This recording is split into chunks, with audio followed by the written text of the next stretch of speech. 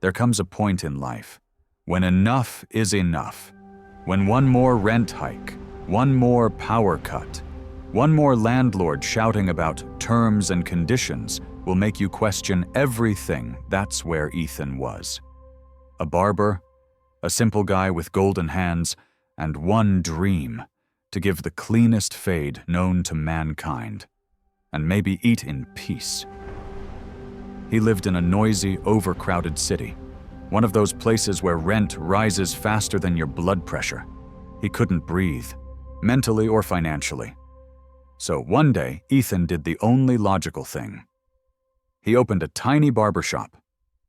On the moon! Yes, the actual moon. You think I'm kidding? I wish I were. Ethan had always been a little different. While other barbers were busy arguing over beard oil brands, Ethan was watching documentaries about space, wormholes, and why Saturn wears rings better than most rappers. He loved hair, and he loved silence. So, when he heard about a startup running test teleportation pods for alternative living environments, guess who signed up? Our boy, with nothing but his clippers, a foldable chair, and a thermos full of Earl Grey. Now, picture this. Ethan steps out onto the gray, dusty surface of the moon. His boots leave little puff marks in zero gravity. He sits down in his chair, unpacks his mirror, plugs in his solar-powered clippers, and breathes. Finally, silence. No rent, no city noise, no neighbor upstairs pretending to be in Stomp the Musical at 2 a.m. But also, no customers. Ethan gave himself a fade for the first week. Just himself and the stars. But one night, he records a short video. Just 30 seconds of him cutting his own hair in zero gravity. Hair strands floating like feathers. Cape swirling dramatically like he's in a shampoo commercial directed by Christopher Nolan. He posts it with the caption, "Come get a fade in space. No distractions, just peace and a clean lineup." Zero gravity fade. He sleeps. The next morning, he wakes up to chaos. His video had gone viral, like planetary viral. Everyone from billionaires to bored tech bros wanted that lunar fade. Within hours, teleportation appointments were fully booked. First came a pop star, then a footballer, then a duchess.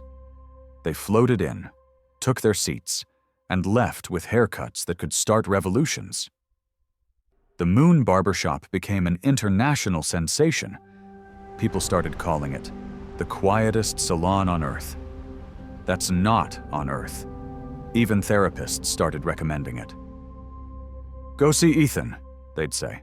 "It's not just the haircut, it's the peace."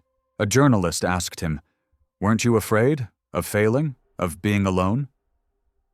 Ethan smiled and said, "Honestly, I wasn't afraid of failure. I was afraid of never trying.